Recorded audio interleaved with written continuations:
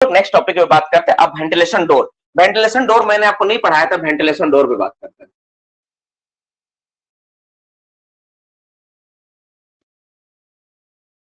ठीक है, तो वेंटिलेशन डोर पे बात करते हैं नेक्स्ट सर, वेंटिलेशन डोर पे बात करते हैं। चलो, तो वेंटिलेशन डोर पे बात किया था, तो वेंटिलेशन डोर क्या होता है, कैसे काम करते हैं, इसके बारे में बात करते हैं। ठीक है, तो पहले इसका जानते हो पर्पस। पर्पस क्या होता है, पर्पस क्या होता है? तो सबसे पहला पर्पस ये होता है कि ये क्या करता है, make a connectivity between the main intake और return airway. It makes a connectivity between main intake and main return airway. देखो, एयर और एयरवे में अंतर है। एयरवे का मतलब हवा जाने का रास्ता, और एयर का मतलब हवा। देखो, तो मेन इंटेक और मेन रिटर्न क्या होता है, मैं पहले डायग्राम बनाता हूँ। जैसे वो मान लो ये मेरा कोल पिलर्स है ना, कोल पिलर्स। तो हम लोग क्या किया, यहाँ पे स्टॉपिंग बना के रखे ऐसे बहुत सारा, ये स्टॉपिंग वेंटिलेशन स्टॉपिंग बना के रखे। तो वेंटिलेशन जो स्टॉपिंग तो मान लो ऐसे बना के रखे, यहाँ पे वेंटिलेशन स्टॉपिंग, यहाँ पे वेंटिलेशन, यहाँ पे स्टॉपिंग। और एक जगह में मान लेता हूँ यहाँ पे आप डोर बना के रखे, यहाँ पे क्या तुम्हारा डोर, यहाँ पे क्या तुम्हारा डोर है, दिस इज डोर। ओके, ये तुम्हारा डोर बना, ये डोर तुम बना के रखे थे। ठीक है, तो डोर बना हुआ है। तो अब जैसे ये वाला क्या हो गया, एक साइड आपका रिटर्न होगा, एक साइड क्या होगा आपका रिटर्न होगा, है ना, रिटर्न होगा। और एक साइड आपका क्या होगा, एक साइड आपका इंटेक जाएगा। तो अब रिटर्न से इंटेक में जाना है, ये इंटेक जा रहा है ना, इंटेक। अब एयरवे क्या होता है, जिस गैलरी से इंटेक हवा जा रही है उसको इंटेक एयरवे, जिस गैलरी से रिटर्न एयरवे जा रहा है उसको return airway, that is called airway, मतलब हवा जाने का रास्ता। इंटेक एयर, हवा जो है वो इंटेक एयर है, हवा जो है रिटर्न एयर, लेकिन वो जो गैलरी से जा रहा है उसको इंटेक एयरवे और रिटर्न एयरवे बोलते हैं। ध्यान समझ में, इंटेक एयर और इंटेक एयरवे में क्या अंतर है? इंटेक एयर मतलब हवा, और एयरवे मतलब, इंटेक एयर मतलब हवा, और इंटेक एयरवे मतलब हवा जिस गैलरी से जा रहा है इंटेक वाला उसको इंटेक एयरवे बोले। तो ये इंटेक एयरवे और रिटर्न एयरवे के बीच तुमका जानना। आप सब जगह तुम स्टॉपिंग बना के दियो, दिमाग लगा के पूरा स्टॉपिंग बना दियो। अब तुम इमेजिन करो अगर तुमको इधर जाना तो या तो तुमको तोड़ना पड़ेगा, तो उसके लिए हम लोग क्या करते, तोड़ना ना पड़े इसलिए हम डोर बना देते, इसलिए हम लोग क्या लगा देते, डोर। तो दरवाजा कैसा होता है, मैं एक डायग्राम बना के समझा देता हूँ तो आपको ज्यादा बेहतर तरीके से समझ। एक बड़ा सा डायग्राम देखो, जैसे मान लो ये मेरा कोल पिलर है ना, ये मेरा क्या है, देखो coal pillar, this is my coal pillar, coal pillar ये वाला। अब दरवाजा कैसा होगा, दरवाजा कैसा बनेगा मैं समझा देता हूँ। इस तरह से हम लोग क्या करते हैं, पहले स्टॉपिंग बनाते हैं, थोड़ा सा ओपनिंग छोड़ देते हैं, है ना, इस तरह। तो एक स्टॉपिंग यहाँ पर बन गया, और एक स्टॉपिंग, एक्चुअली तीन दरवाजा का, दो दरवाजा मिनिमम तो चाहिए, तीन दरवाजा का रिकमेंडेशन भी है। हम लोग दो दरवाजे तो हम लोग दिखाते हैं, कम से कम दो दरवाजे में तुमको दिखाता हूँ। ठीक है, अब दो दरवाजा। अब ये दरवाजा कैसा रहेगा, देखो अब इनटेक हवा कैसे जा रहा है, बताओ इनटेक हवा मेरा कैसे जा रहा है, तो इनटेक हवा मेरा इस डायरेक्शन में जा रहा है, समझना, इनटेक हवा इस तरह जा रहा है। तो दरवाजा जो लगेगा ना बाबू, दरवाजा मेरा ना वो ऐसा लगेगा, देखो दरवाजा मेरा ऐसा रहेगा, ऐसा। उसका जो हिंज है ना, कब्जा यहाँ रहेगा, यहाँ पे रहेगा, इधर में रहेगा। इसका भी दूसरा दरवाजा भी रहेगा, वो भी यहाँ रहेगा। देखो ध्यान समझ लो, ऐसा इसलिए कि जब इनटेक हवा जब इधर जाएगा तो इसको धकेलेगा, इस पे फोर्स पड़ेगा, तो हमेशा क्या होगा, सेल्फ क्लोजिंग टाइप का बनेगा। ये क्या रहेगा, किस तरह रहेगा, सेल्फ क्लोजिंग टाइप का, है ना, किस तरह रहेगा, सेल्फ क्लोजिंग, सेल्फ क्लोज हो सकता है, सेल्फ क्लोज टाइप का होगा। क्यों सेल्फ क्लोज होगा, कैसे होगा, देखो जब इनटेक हवा मेरा इस डायरेक्शन में जा रहा है तो फोर्स, इनटेक हवा अपना दबाव कहां लगाएगा, इनटेक हवा दबाव कैसे लगाएगा। अब जैसे इस पे दबाव पड़ेगा क्या हो जाएगा, टोटली बंद रहेगा, ये इसका प्रेशर से भी बंद रहेगा मेरा। तो इस तरह से दरवाजा रहेगा, मतलब दरवाजा ऐसे खुलेगा, है ना। अगर खुलने के डायरेक्शन में एरो मार्क कर दो तो देखो इस तरह से खुलेगा, इस तरह से खुलेगा, है ना, इस तरह से खुलेगा। तो दरवाजा हमको इस तरह से लगाना है। ठीक है, तो मोटा मोटी एक डायग्राम बना के मैं समझाने का प्रयास किया कि हवा दरवाजा कैसा रहेगा और कैसे ये काम करता है। अब सवाल एक बात करते हैं हम लोग, इस पे एक बात करते हैं। तो सेल्फ क्लोजिंग टाइप का डोर लगा दी इनटेक और ये इसमें, अब ये वाला इनटेक एयर होगा रिटर्न हो गया। तो मोटा मोटी यहाँ समझ में आया कि इसका क्या पर्पस है। अब हम लोग इस पे नेक्स्ट टॉपिक पे बात करते हैं, इसका जो सवाल जो एमसीक्यूज आ सकता है, क्या क्या एमसीक्यू बनेगा, इस पे हम लोग बात करते हैं। ठीक है, अब इसका लोकेशन देख लेते हैं, ये कहाँ लगाते हैं हम लोग। तो ये तो हो गया मेरा, ये लोकेशन तुम बोलोगे तो लोकेशन कहाँ लगा रहा है, बिटवीन मेन इनटेक और मेन रिटर्न लगाते हैं हम लोग। इसमें लोकेशन लिख लो, नेक्स्ट पॉइंट है ना, बी नंबर पॉइंट क्या लिखो, लोकेशन। दो नंबर पॉइंट क्या हो गया, लोकेशन के बारे में। इसका लोकेशन कहाँ लगाते हैं हम लोग, ये लगाते हैं हम लोग between main intake, main intake and main return airway,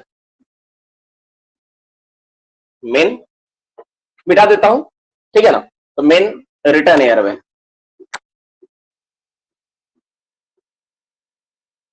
तो मेन इनटेक और मेन रिटर्न एयरवे के बीच हम लोग लगाते हैं, उसके बाद हम लोग को लगाना पड़ता है। और हर एक बच्चा क्लास में लिखेगा, और जो सवाल पूछ रहा है ना, मैं स्पेशली मैं अब उसको मैं वार्न करता हूं कि सवाल पूछ रहे पूछो, ठीक है ना, उल्टा पुल्टा सवाल पूछ रहे हो ना पूछो, मैं आपका रोल नंबर यहाँ पे नोट करूंगा अगर तुम क्लास की हो कि नहीं, और मैं तुमसे फोटो मांगूंगा क्लास खत्म होने के बाद कि तुम क्लास कर रहे थे, ठीक है ना। बाकी बच्चे बहुत डिस्टर्ब होते हैं, मैं देखा ना प्रीवियस क्लास में भी इस तरह बच्चा डिस्टर्ब करता है, और अचानक क्लास सेशन टाइम पे नहीं ज्वाइन करता है। पता है मुझे सबसे ज्यादा इरिटेटिंग किस बात से, वो एक बात तुम जान लेना, मेरे लिए ना सबसे बड़ा बात क्या होता है ना, मैं बता देता हूँ, टाइमिंग ना मेरे लिए बहुत इंपॉर्टेंट। मैं हर एक बच्चा से उम्मीद करता हूं ना कि जैसे मैं टाइम के प्रति कॉन्शियस हूं, हर एक चीज सोचो, मेरा ड्यूटी रहता है, मैं ड्यूटी करने जाता हूँ, 8 घंटे का ड्यूटी होता है, सेल्फ मैं खुद से खाना बनाता हूँ, खुद के प्रति सारा रूम घर को मैं एडजस्ट करके रखता हूँ, अकेले सारा चीज देखना होता है। इसके अलावा इतना सारा मीटिंग्स होता है, यूट्यूब पे लाइव क्लासेस लेना होता है, कंटेंट को डिजाइन करना होता है, खुद स्टडी करना होता है, उसके बाद में भी तुम लोग को पढ़ाता हूँ। लेकिन तुम लोग इतना वीआईपी आदमी के टाइम से क्लास ज्वाइन नहीं कर पाते, सोचो। इसके बावजूद मैं कभी कंटेंट और मतलब टाइमिंग के ऊपर मेरा नहीं रहता कि चलो आज 5 मिनट लेट से स्टार्ट करेंगे, आज आधा घंटा लेट होगा, ऐसा कभी नहीं होता है। तो क्यों तुम लोगों से मैं उम्मीद ना करूं, जब मैं इतना हार्ड वर्क करके मैं कर सकता हूं टाइमली, तो तुम लोग क्यों नहीं क्लास आ सकते हो 8 बजे, जहां सर हम भी क्लास 8 बजे क्लास करेंगे। ये चीज ना, टाइम अगर फोकस नहीं रहो क्लास में ना टाइमिंग के प्रति, तो जीवन में याद रखना कभी नौकरी नहीं लगेगा, फिर क्लास करने कोई मतलब ही नहीं है। तो मुझे ना वो बच्चे बहुत ज्यादा पसंद है जो बच्चे क्या होता है टाइमली क्लास करते हैं, टाइमली आते हैं, टाइम के प्रति फोकस्ड, पंचुअल है ना, वो मुझे बहुत पसंद आता है। सो बी पंचुअल, ठीक है। चलो तीसरा नंबर पॉइंट पे बात करते हैं। तीसरा नंबर पॉइंट क्या बोलता है, तीसरा नंबर पॉइंट बोलता है क्या, तीसरा नंबर पॉइंट बोलता है क्या, फिर से यहाँ पे हम लोग देख लेते हैं।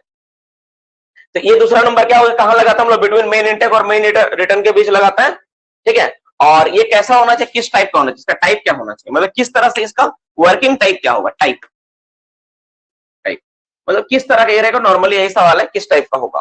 तो ये क्या होगा, अच्छा टाइप की जगह ना बढ़िया डायरेक्ट एक ही सवाल लिखो, दो सवाल को एक ही में एडजस्ट कर देता हूं, ठीक है। Number of door, numbers of door, कितना नंबर्स डोर लगाना है ना, तो कितना नंबर डोर लगाना है, तो इसमें एटलीस्ट कम से कम कितना लगाना है, एटलीस्ट 2, इसी में लिख देता हूं, एटलीस्ट 2 डोर लगाना होता है। और 1, तो जो 2 दरवाजा लगाएंगे ना, तो उसमें से क्या होगा, ठीक है, one of them must be close, उसमें से एक क्या होगा, वन ऑफ देम, उसमें से एक क्या होगा बाबू, वो क्या होगा, one of them must be close, उसमें से एक हमेशा क्या रहेगा, बंद रहेगा, मस्ट बी क्लोज ऑलवेज, एक हमेशा क्या होगा, बंद रहेगा, एक हमेशा क्या होगा, बंद रहेगा। तो ये हो गया पहला बात, ये हम लोग क्या करता है, ये करता है। और पर्पस में ना, जैसे यहाँ पे पर्पस तुम क्या लिखे, it makes the connectivity between the main intake and main return airway, main काम है क्या, इनटेक और रिटर्न के बीच क्या कनेक्शन को बनाना। और दूसरा ये इसके साथ ये वाला पॉइंट बहुत इंपॉर्टेंट है कि मेन इनटेक और मेन रिटर्न के बाद लगा रहे हैं। और सबसे इंपॉर्टेंट बात ये कि 2 दरवाजा होगा जिसमें से एक क्या होगा, हमेशा बंद ही रहेगा, चाहे तुम कुछ भी करो। जैसे अभी डायग्राम में मैंने बनाया था आपके पास, आप देखे होंगे, यहाँ पर क्या एक दरवाजा हम लोग यहाँ पे लगा दिया, ऐसे करके मान लेते हैं, एक दरवाजा ऐसा लगा हुआ है और एक दरवाजा आपका ऐसा लगा हुआ है, यहाँ लगा हुआ है। तो जो 2 दरवाजा होगा उसमें एक दरवाजा क्या होगा, हमेशा बंद रहेगा। अगर ये वाला खुला है तो ये वाला बंद रहेगा, ठीक है। एक चाहिए, तुम बोलोगे सर दोनों बंद कर दिए तो और अच्छा बात है, दोनों बंद रहेगा तो बहुत अच्छा, बंद तो दोनों ही रहना चाहिए, लेकिन एक कम से कम हमेशा बंद रहना चाहिए। अगर ये वाला खोल दियो तो ये वाला तुम नहीं खोलोगे जब तक इसको बंद नहीं करते, ये बोला जा रहा है। यहाँ का मतलब क्या है, इस लाइन का मतलब क्या, that is the true sense क्या है इसका, इसका एग्जैक्ट मीनिंग ये है कि कम से कम 2 में से एक आपको हमेशा क्या रखना है, बंद करके रखना है। किसी भी हाल में दोनों को एक साथ कभी नहीं खोलोगे, चाहे कुछ भी हो जाए, कुछ भी विपत्तियां पड़े।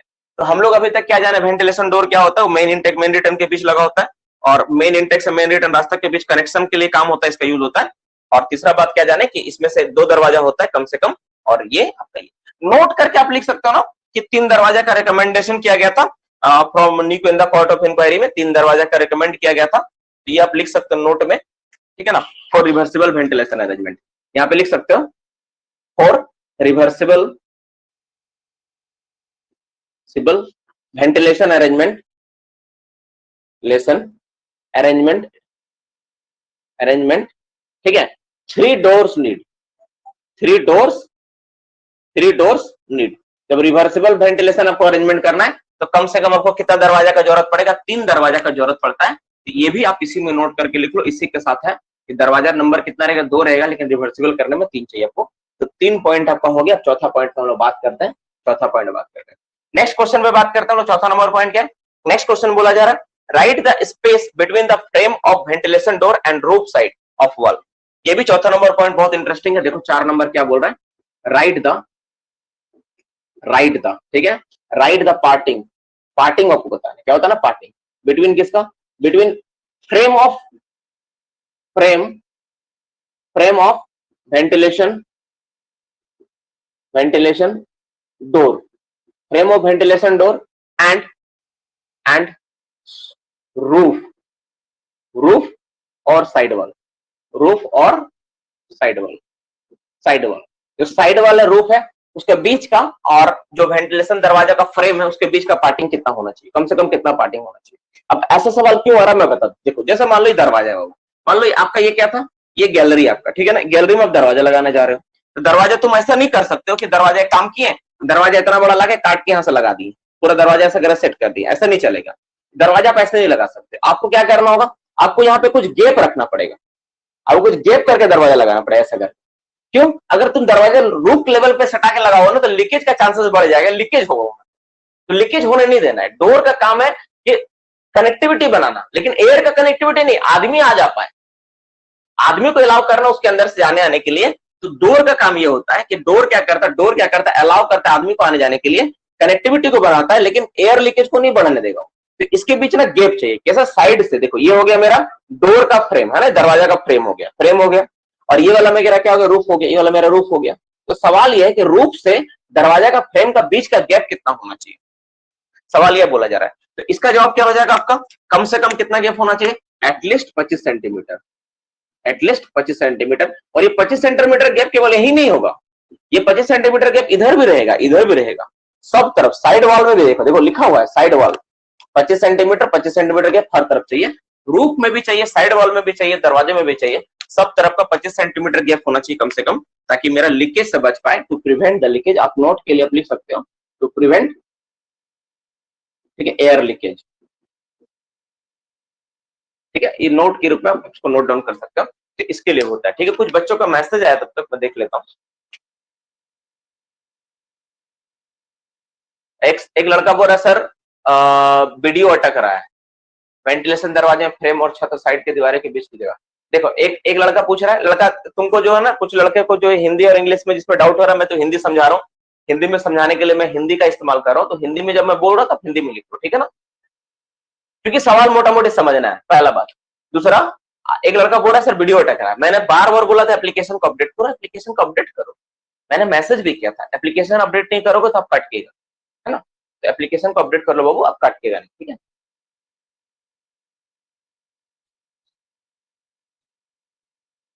एयर लीकेज का मतलब हो गया ऐसे इनटेक और रिटर्न एयर में अचानक जाके मिल जाता है, उसी को एयर बोलते हैं।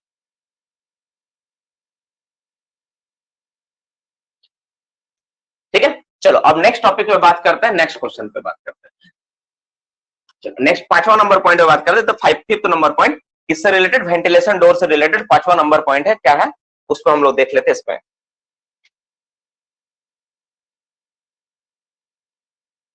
ठीक है, अब ये जो डोर होगा ना, 5वां नंबर पॉइंट क्या है, ठीक है, डोर का एक टाइप, बार बार ये टाइप हम लोग लिखेंगे यहाँ पे, डोर किस तरह का होगा, तो ये बहुत इंपॉर्टेंट पॉइंट है ना, और ये समझने वाला बात है। द डोर, ये एमसीक्यू जो बिरयानी टेस्ट में ऐसा सवाल आ सकता है, the door must be self closing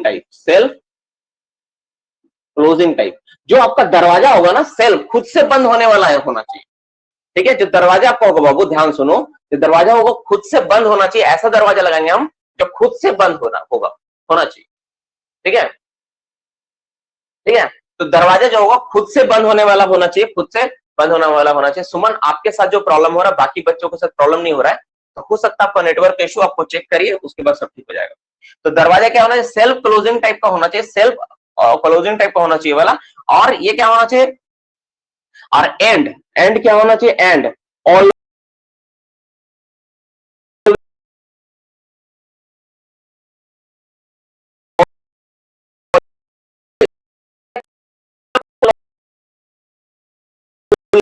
कौन साइड, टुवर्ड इंटेक साइड। आप इसको ऐसे भी याद रखो, है ना, ऐसे भी लिख के भी याद रखो। मैंने आपको डायग्राम में बताया था कि डायग्राम में हवा दरवाजा किधर खुल रहा है, इंटेक साइड खुल रहा है, तो आप लिख के भी चाहिए और दरवाजा कैसा होना चाहिए, हमेशा इनटेक हवा की ओर खुलेगा। इनटेक हवा जिधर जा रहा है ना उधर खुलना चाहिए। जैसे मान लो कि मेरा इधर इनटेक है, उधर रिटर्न है, तो दरवाजा हमेशा इधर खुलेगा, ऐसा नहीं कि वो साइड खुलेगा। उससे क्या होगा कि इनटेक एयर का प्रेशर रिटर्न से ज्यादा होता है, तो वो धकेल के खोल देगा उसको हमेशा। तो हमेशा दरवाजा हमेशा इनटेक साइड की ओर खुला हुआ रहना चाहिए, है ना। तो जैसे वो ये ध्यान में रखना पड़ेगा आपको, ऐसा होना चाहिए। नेक्स्ट इस पे छठा नंबर पॉइंट पे बात करते हैं, पॉइंट नंबर 6। पॉइंट नंबर 6 होता है इसका एग्जामिन। इसका एग्जामिन कब करना होता है, एग्जामिन। तो जो इसका भी एग्जामिन होगा हम लोग करेंगे कब, एग्जामिन वंस इन 14 डेज में, 14 दिन में एक बार करके एग्जामिन करते हैं। 14 डेज, 14 दिनों में एक बार करके इसका एग्जामिन करना होता है। किसका, वेंटिलेशन डोर का।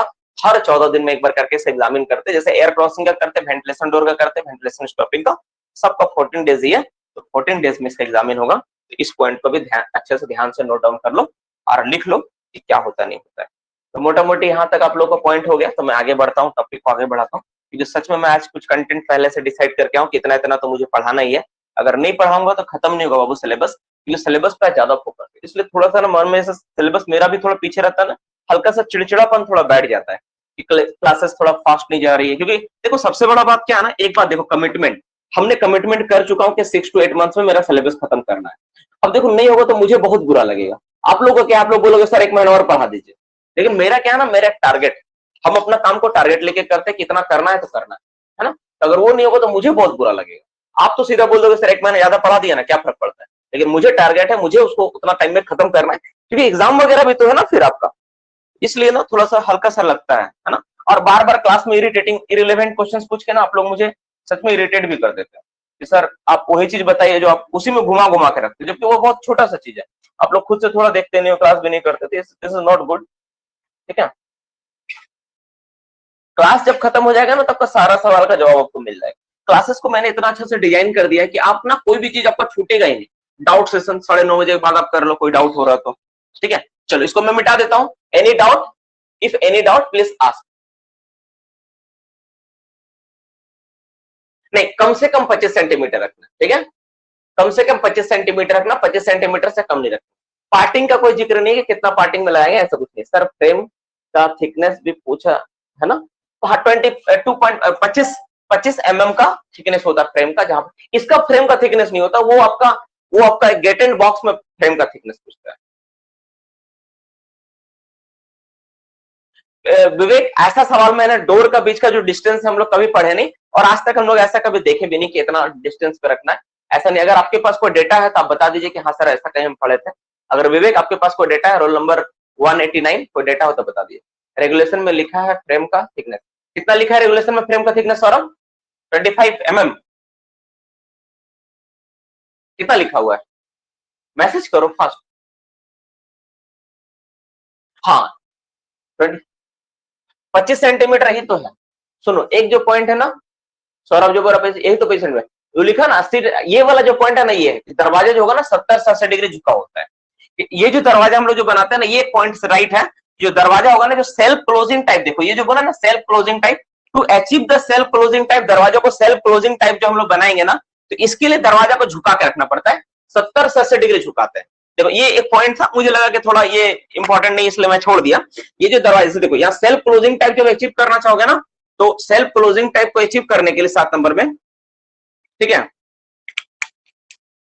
देखो इसमें मैं लिख देता हूं, इसको पॉइंट देके लिख देता हूं। ये एक पॉइंट है,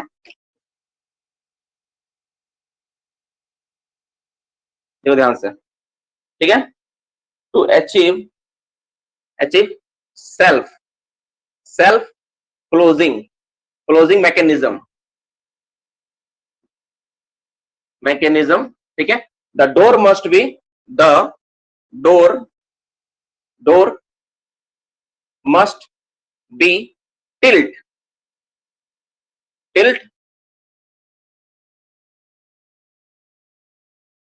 का स्पेलिंग गलत लिख रहा है। Tilt at an angle of 70 to 80 degree. तो दरवाजों को हम लोग क्या करते हैं, 70-80 डिग्री झुका देंगे। अगर दरवाजों को सेल्फ क्लोजिंग बनाना है तो दरवाजा को थोड़ा झुका कर रखना होता है 70-80 डिग्री। ये एक पॉइंट। थर्ड डोर कहां इंस्टॉल करते हैं, दोनों के बीच में। तीसरा जो दरवाजा रहेगा ना, ये थर्ड डोर जहां लिखे थे ना, और फिर दोनों दरवाजा के बीच में तीसरा दरवाजा होता है, और वो रिटर्न साइड की ओर खुलेगा। द थर्ड डोर जो क्या होगा, जो तीसरा दरवाजा हम लोग लगाएंगे वो क्या होगा, वो इनटेक और मेन रिटर्न के बीच में होगा, ठीक है। और वो किधर खुलेगा, वो रिटर्न साइड की ओर खुलेगा। जैसे बाकी दरवाजा इनटेक साइड की ओर खुल रहा है, जो थर्ड डोर होगा ना वो रिटर्न साइड की ओर खुलेगा, ठीक है। वो भी आप लिख सकते हो 9वां नंबर पॉइंट में, the third door, the third door must be installed between two door, between दोनों दरवाजा के बीच होगा, ठीक है। एंड ओपन किधर खुलेगा, ये ओपन टूवर्ड, ठीक है, रिटर्न एयरवे। कुछ चीजें डायग्राम में मैं समझाया था, अगर आप डायग्राम को ध्यान से देखो तो हो जाएगा।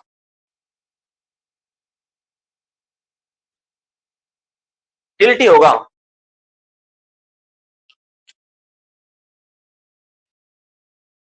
ठीक है ना, TILT, चलो ठीक है, ठीक ही लिख रहे थे, कंफ्यूजन थोड़ा सा। तो मोटा मोटे आपका ये पॉइंट्स हो गए, इसको आप लिख लो जल्दी से। तो ये वाला देखो, तो पहला बात क्या जाने हम लोग कि जो वेंटिलेशन डोर में हम लोग क्या जाने, तो वेंटिलेशन डोर का पहला पर्पस जाने, फिर से मैं एक बार रिवीजन कर देता पूरा का पूरा टॉपिक, ध्यान सुनो। तो वेंटिलेशन डोर का पहला पर्पस जाने, तो पर्पस क्या होता है, जहां पे मेरा इनटेक एयर और रिटर्न एयर को कनेक्ट करना होता है, जिधर से जोड़ेंगे हम लोग, जो अरेंजमेंट करके हम लोग जोड़ते हैं ना, उसी को हम लोग बोलते हैं वेंटिलेशन डोर। तो पहला बात तो ये समझ में आया। दूसरा बात क्या समझ में आया, दूसरा बात हम लोग ये देखें कि जो वेंटिलेशन दरवाजा होगा ना, ठीक है, जो वेंटिलेशन दरवाजा होगा वो दो दरवाजा कम से कम लगाते हैं, दोनों इनटेक एयर और खुलता है। तीसरा दरवाजा लगाएंगे तो दोनों के बीच में होगा, और दोनों के बीच में होगा, रिटर्न साइड की ओर खुलेगा, ठीक है। और रिवर्सिबल वेंटिलेशन में जरूरत पड़ता है। वेंटिलेशन दरवाजा का फ्रेम से लेके साइड वॉल और रूफ का जो दूरी होगा 25 सेंटीमीटर कम से कम गैप होना चाहिए उसके बीच, ताकि मेरा लीकेज ना हो। नेक्स्ट क्वेश्चन पे हम लोग देखें कि जो वेंटिलेशन दरवाजा होता है वो 70 से 80 डिग्री झुका होना चाहिए, ताकि क्या हो कि सेल्फ क्लोजिंग टाइप का बना रहे, वो मैकेनिज्म उसमें यूज हो पाए। नेक्स्ट हम लोग पॉइंट देखें, क्या देखें, नेक्स्ट पॉइंट हम लोग देखें, वेंटिलेशन जो दरवाजा हम लोग लगाएंगे उसका एग्जामिन हम लोग 14 डेज में एक बार करके जांच करना होता है। तो ये सारे कुछ पॉइंट्स थे, हम लोग देखें, ये सारे पॉइंट्स मोटा मोटी हो गया, इतना सारा पॉइंट्स को हम लोग देखें और जान। अब हम लोग नेक्स्ट पॉइंट पे बात करते हैं, नेक्स्ट टॉपिक पे और आते हैं, ठीक है। इसको मैं मिटा देता हूँ, ठीक है। अब हम लोग नेक्स्ट टॉपिक पे बात करते हैं, ऑक्सिलरी फैन और ओवरलैपिंग वेंटिलेशन अरेंजमेंट, इसके बारे में हम लोग जानेंगे। चलो नेक्स्ट पॉइंट की ओर आते हैं, हेडिंग दो, ऑक्सिलरी फैन। अब ऑक्सिलरी पंखा के बारे में जानेंगे।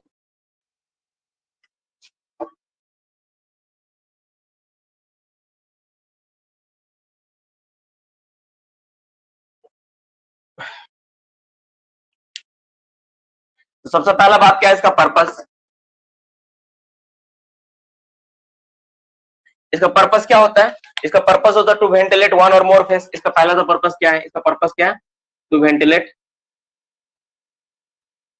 वन और मोर फेस, एक या एक से अधिक फेस को वेंटिलेट करने के लिए होता है। देखो ध्यान में रखना, एक फेस भी हो सकता है और एक से ज्यादा फेस भी हो सकता है, दोनों फेस दोनों चलेगा, ठीक है। एक फेस भी हो सकता है और एक से ज्यादा फेस भी हो सकता है, उसको वेंटिलेट करने के लिए इसका हम लोग इस्तेमाल करते हैं, ये होता है। बाबू एक सेकंड दे दो हमको, थोड़ा सा कुछ हमको अपडेट करना था।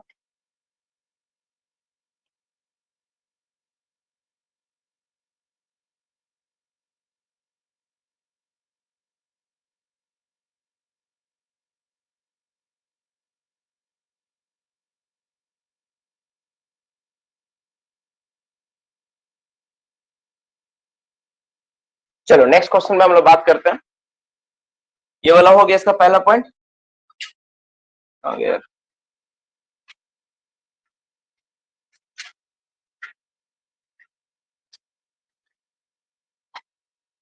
ठीक है, तो इसका पर्पस क्या हो गया पहला, तो ये क्या करता है, वेंटिलेट करता है किसको, वन और एक से अधिक फेस को वेंटिलेट करता है।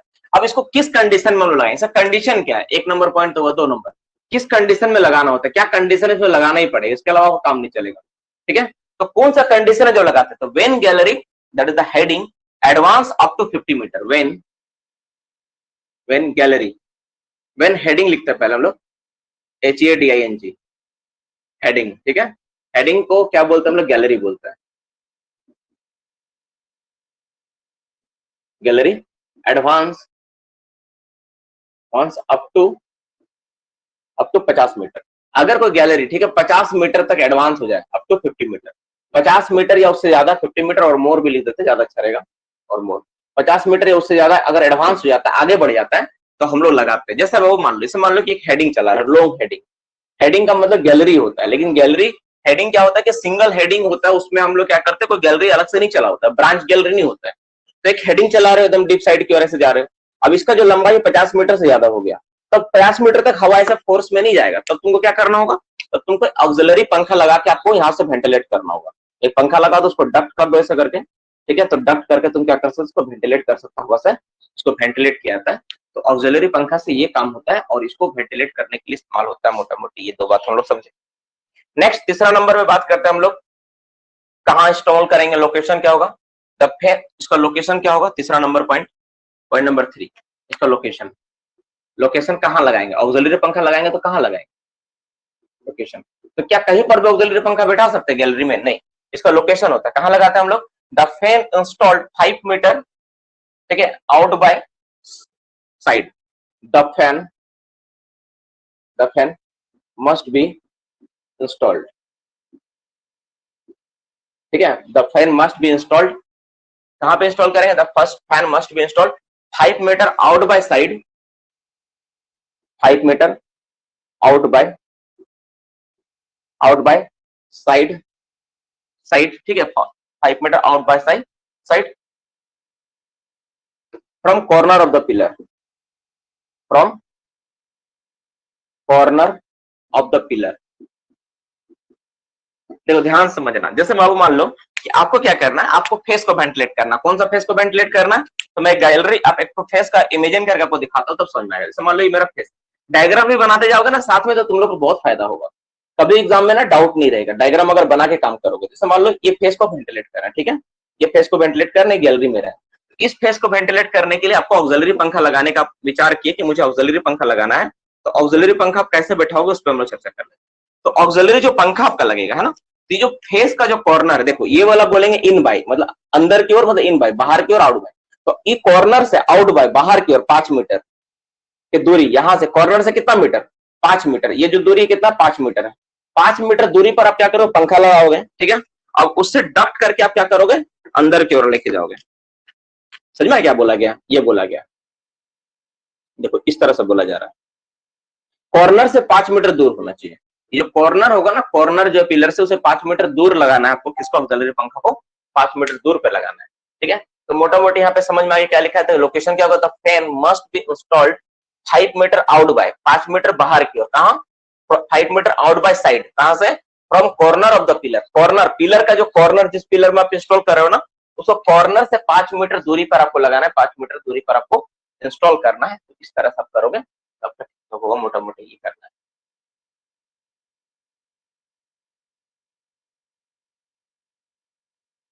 सुनो, 4.5 मीटर पहले का डेटा था, ठीक है ना, उसको चेंज किया गया, ठीक है, पुराना डेटा पढ़ोगे, अगर तुम डीजे देशमुख पढ़ोगे उसमें 4.5 मीटर ही लिखा हुआ है, इसीलिए सब समय डीजे देशमुख से आप नहीं कर सकते हो। आप लोग को जानकर ये हैरत होगा, ईसीएल को जो एग्जाम हुआ ना बाबू, ईसीएल के एग्जाम में जो डीजे देशमुख से गलत डेटा से कॉपी करके पढ़ा था ना, उसको फिर से चेंज कर दिया गया, उसका करेक्ट आंसर मिला है। जैसे मान लो 1 in 14 था फॉर लोड का ग्रेडियंट, तो उसको 1 in 16 करके सही नंबर मिला है।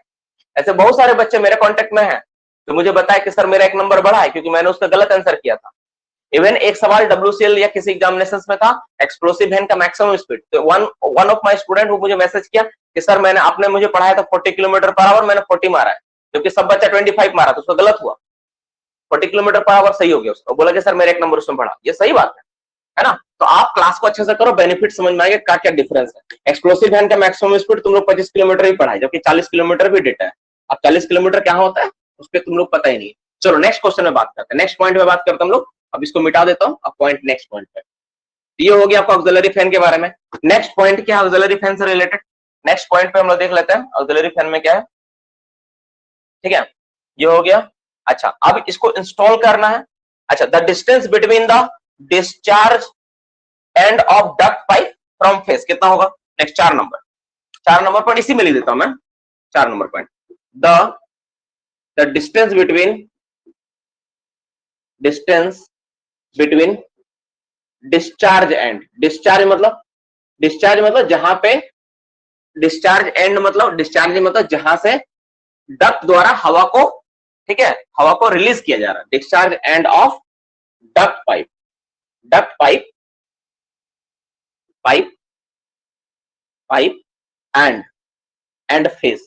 तो फेस से डक्ट पाइप दोनों का बीच का दूरी कितना होना चाहिए, जो हम लोग जैसे देखो अभी तुम क्या देखा, ये मेरा फेस है और डक्टिंग करके तुम हवा कैसे लाके यहाँ पे छोड़ रहे हो, है ना, छोड़ रहे हो ना यहाँ से करके, तो ये जो तुम हवा को छोड़ रहे हो यहाँ पे डक्टिंग करके ऐसे करके हवा को छोड़ रहे हो, तो ये जो हवा को छोड़ रहे हो यहाँ से दूरी कितना होगा, फेस से कितना दूरी होना चाहिए, तो कम कितना होना चाहिए, 3 मीटर, कितना होना चाहिए, 3 मीटर, 3 मीटर होना चाहिए, 3 मीटर फ्रॉम फेस, 3 मीटर तक आपको एडवांस करके रखना है, ठीक है, 3 मीटर फेस तक आपको एडवांस करो। इसका आंसर बहुत लोगों को पता होगा, डेटा पहले 4.5 मीटर था, आप लोगों को पता होना चाहिए 3 मीटर हो गया, रेगुलेशन 166 161 का 1 का सी, ठीक है। चलो इसको अब हम लोग 4 पॉइंट यहाँ पे कर लिया, अब नेक्स्ट पॉइंट देखेंगे, नेक्स्ट पॉइंट इससे रिलेटेड जो इंपॉर्टेंट है उस पर हम लोग बात करेंगे, नेक्स्ट 5वां नंबर पॉइंट, ठीक है, 5वां नंबर पॉइंट तो हम लोग चर्चा करेंगे। 5वां पॉइंट क्या है, पॉइंट नंबर 5।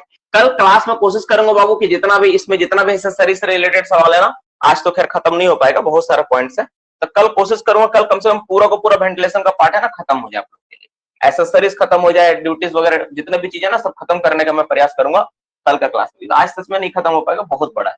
अब नेक्स्ट परमिशन के बारे में बात करते हैं, परमिशन, परमिशन कौन देगा इसका इंस्टॉलेशन का, परमिशन किससे लेना पड़ेगा आपको, तो परमिशन आपको किससे चाहिए, तो अगर 1 ऑक्सिलरी फैन यूज करना है, ठीक है, ए नंबर, इसमें 2 पॉइंट में कर लो, ठीक है, 1 फैन, 1 ऑक्सिलरी फैन, अगर एक ऑक्सिलरी फैन आपको अगर इंस्टॉल करना है तो परमिशन देगा मैनेजर, मैनेजर से ले सकते हो, मैनेजर खुद से कर सकता है, ठीक है।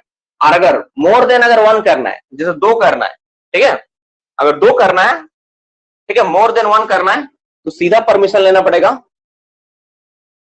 मोर देन 1, मोर देन अगर 1 फैन लगाना है ना तो परमिशन लेना पड़ेगा, किससे पता है, CIM, chief inspector of mines, सीधा सीआईएम के पास जाना पड़ेगा, रीजनल इंस्पेक्टर कोई सवाल ही नहीं होता है बीच में, यही उसका खास बात है। ऑक्सिलरी फैन चूंकि फेस को वेंटिलेट करता है ना तो बहुत खतरनाक हो सकता है ये, अगर इसको प्रॉपर तरीके से इंस्टॉल नहीं किया गया, है ना, फेस के पास लगा होता है, मीथेन के एक्सप्लोजन में ये एक बहुत बड़ा भूमिका निभा सकता है, इसलिए इसमें सीधा चीफ इंस्पेक्टर से परमिशन लेना पड़ता है अगर आप इंस्टॉल कर रहे हो तो किससे परमिशन चाहिए, परमिशन किससे चाहिए, अगर 1 ऑक्सिलरी फैन चाहिए तो मैनेजर परमिशन रिक्वायर्ड, और मोर देन अगर 1 फैन है तो सीआईएम परमिशन रिक्वायर्ड, 2 तरह का परमिशन आपको चाहिए होता है, ये दोनों आप ध्यान से देख लो, ये चाहिए होता है। नेक्स्ट 6वां नंबर पॉइंट पे बात करेंगे हम लोग, ठीक है, मीथेन परसेंटेज कितना होने पर ऑक्सिलरी फैन इंस्टॉल नहीं होगा, ठीक है, मीथेन कितना होना चाहिए, मीथेन, मीथेन, ठीक है, मीथेन, मीथेन कितना होना चाहिए, तो मीथेन होना चाहिए कितना, नॉट मोर देन 0.5%। इसको थोड़ा सा और डिटेल्स में हम लोग देखेंगे अभी थोड़ा देर में, जब ओवरलैपिंग वेंटिलेशन अरेंजमेंट देखेंगे ना तब, ये ऑक्सिलरी फैन एक पंखा होगा तो 0.5% से ज्यादा नहीं होना चाहिए मीथेन, तब अगर होगा तो वहां पे हम लोग इंस्टॉल नहीं कर सकते, ठीक है। एक 7 नंबर पॉइंट क्या होगा, 7 नंबर पॉइंट पे चर्चा करते हैं कि कुछ एक्स्ट्रा, इसमें एक एक्स्ट्रा इलेक्ट्रिकल सेटअप के बारे में बोला गया है, तो इलेक्ट्रिकल सेटअप क्या है, जो इलेक्ट्रिक सेटअप क्या है, एक इलेक्ट्रिकल सेटअप के बारे में बोला गया, क्या इलेक्ट्रिकल सेटअप एक्स्ट्रा बोला गया, सेटअप, वो क्या बोला गया कि the fan must B earth connected, the fan जो आप पंखा यूज करोगे ना, the fan must B earth connected,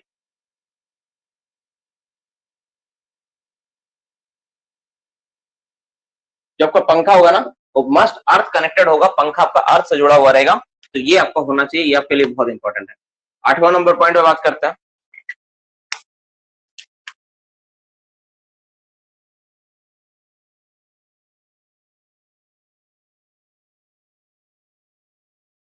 ठीक है, तो ये मोटा मोटी हो गया। और 8वां नंबर जो सबसे इंपॉर्टेंट पॉइंट है इसका एग्जामिन, इसका जांच, इसका एग्जामिन कैसे करेंगे हम लोग, इसका जो एग्जामिन होता है, वो जो एग्जामिन होता है इसमें हम लोग करते हैं इसका फ्रीक्वेंटली,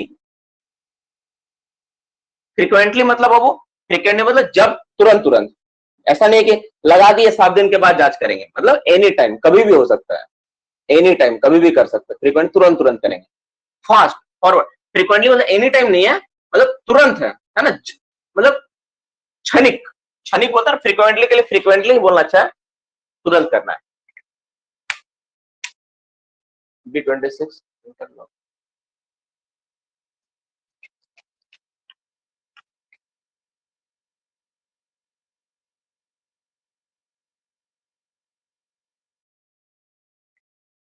कुछ लोगों का मैसेज आया, पता नहीं क्या क्या कमेंट किया, रुको देखता हूँ। फोर्थ विथ बोल सकते हैं। फोर्थ विथ मतलब होता है तुरंत, मतलब ये फोर्थ विथ नहीं है, ये जस्ट फ्रीक्वेंटली। फ्रीक्वेंटली मतलब होता है ना कि बार बार, है ना, ठीक है, बार बार। फोर्थ विथ नहीं बोल सकते। फोर्थ विथ एक बार किया, फोर्थ विथ तुरंत किया, बस छोड़ दिया।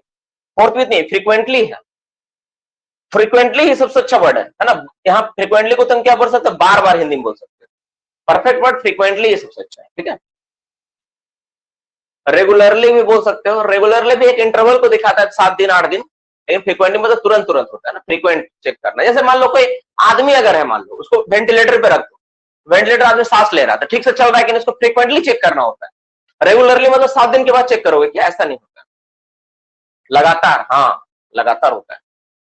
फोर्थ विथ मतलब तत्काल होता है। यस, फोर्थ विथ मतलब जैसे कोई चीज के लिए फोर्थ विथ बोला है, जैसे तुम्हारा एक्सीडेंट हुआ तो तुरंत फोर्थ विथ रिपोर्ट कर दो, फोन कर दो। घर में चोरी हो गई तो फोर्थ विथ बताओ।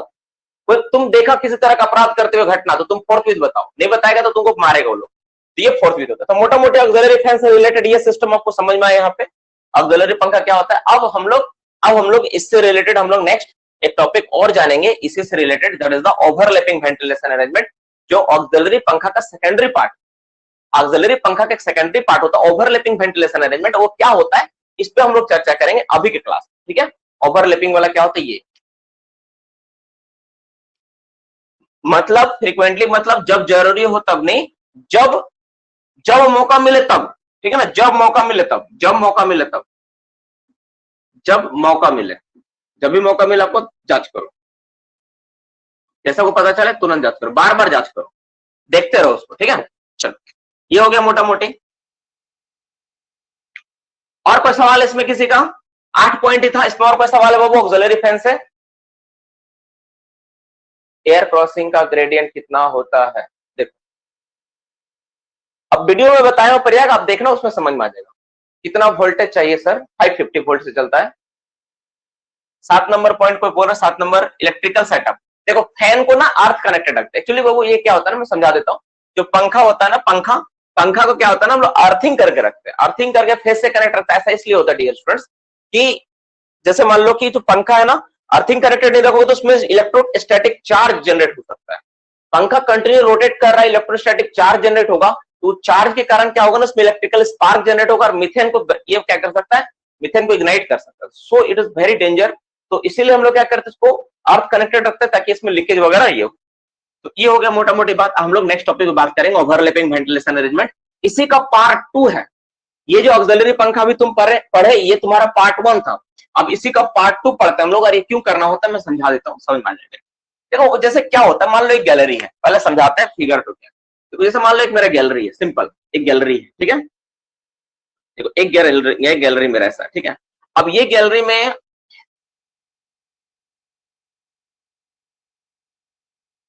ये जैसे मेरा गैलरी डियर स्टूडेंट्स, तो गैलरी में तुम ध्यान से देखो, एक बात तुम समझ लो कि जैसे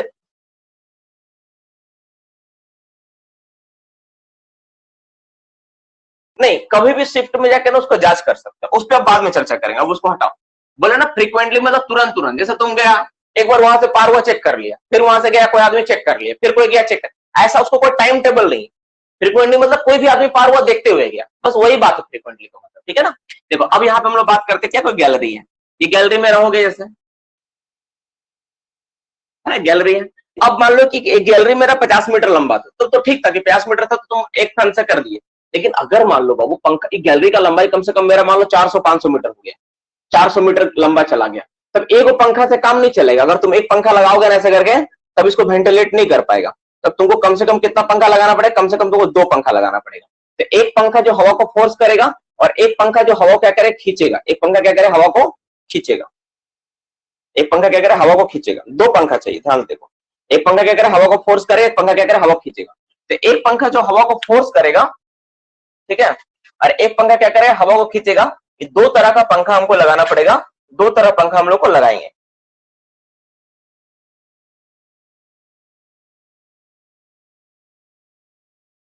The distance between the intake side of the discharge end of the duct pipe and the face is 15 meters. Between the, ठीक है। तो एक क्या करेगा, एक क्या करेगा, एक हवा को फेंकेगा और एक खींचेगा। मतलब जैसे मान लो ये वाला, एक डायग्राम को थोड़ा सा मैं चेंज करता हूँ, एक्चुअली ये वाला कम होना चाहिए, ये वाला थोड़ा ज्यादा होना चाहिए, ठीक है ना। तो एक हवा को क्या करेगा, एक फोर्स करेगा, एक हवा को क्या करेगा, यहां से फोर्स करेगा और यहां से हवा को फोर्स करेगा ऐसे करके, और एक क्या करेगा, इसी हवा का रिटर्न पार्ट, ये हवा जब जा रहा है ऐसे करके, तो इसी हवा का रिटर्न पार्ट यहां से खींच के क्या करे, बाहर निकालेगा। तो एक हवा को फोर्सिंग करने काम कर रहा है, और एक हवा को क्या कर रहा है, एक हवा को मतलब इनटेक करने का काम कर रहा है, और एक हवा को क्या कर रहा है, रिटर्न में लाने काम कर रहा है। तो यहां से इनटेक हवा ऐसा गया और यहां से रिटर्न हवा बन के ऐसे करके निकल रहा है। तो ये जो पार्ट तुम देख रहे हो, इसी को हम लोग बोलते हैं overlapping ventilation arrangement, that is called what, इसको overlapping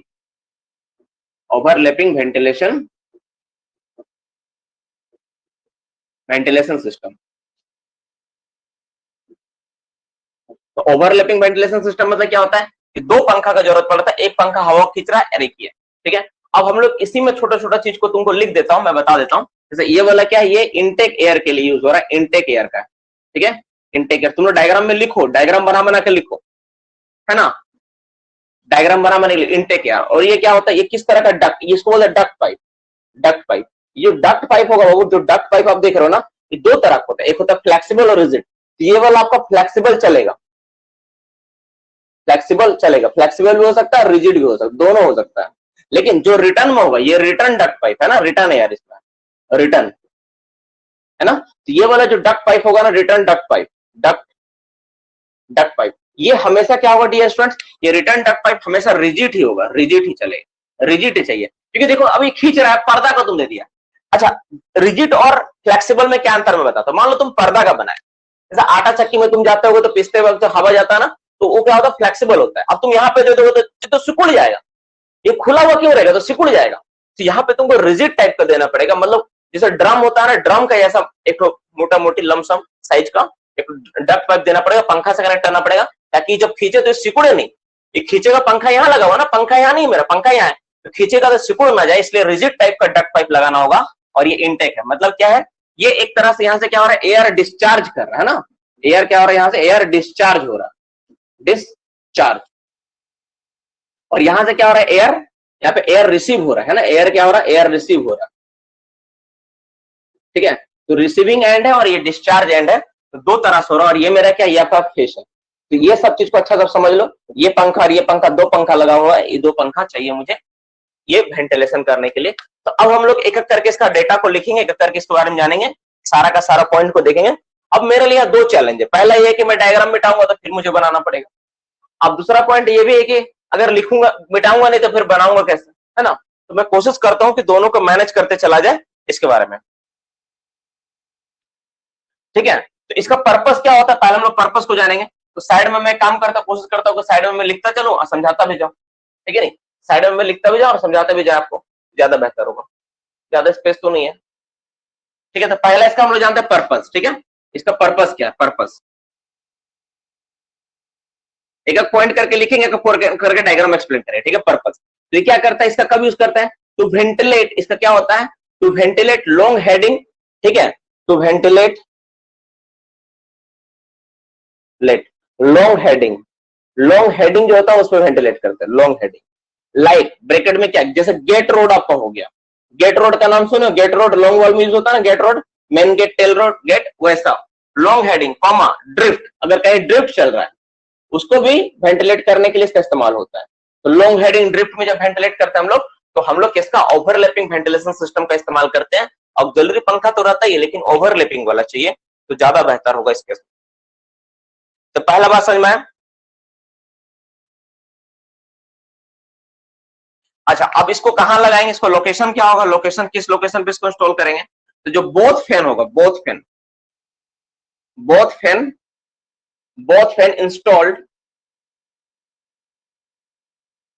installed 5 metre, that is the 5 metre out by side, that is the 5 metre, जैसे उसमें था ना 5 मीटर वाला, 5 मीटर आउट बाय, देखो आउट बाय, अरे यार, out by side of corner of pillar, जो आपका पोल पिलर है ना, इसका कॉर्नर से बोथ पंखा यहां से कितना मीटर होगा, ये भी 5 मीटर दूरी पे लगा हुआ रहेगा, और ये भी पंखा कितना मीटर दूरी पे रहेगा, 5 मीटर। ये 5 मीटर का दूरी पे लगाने का दोनों का नियम है, कॉर्नर से 5 मीटर, आउट बाय मतलब बाहर की ओर, अंदर की ओर नहीं, इन बाय मतलब अंदर की ओर, आउट मतलब बाहर की ओर। तो कॉर्नर से 5 मीटर बाहर की ओर रहेगा दोनों पंखा मेरा, और ये दोनों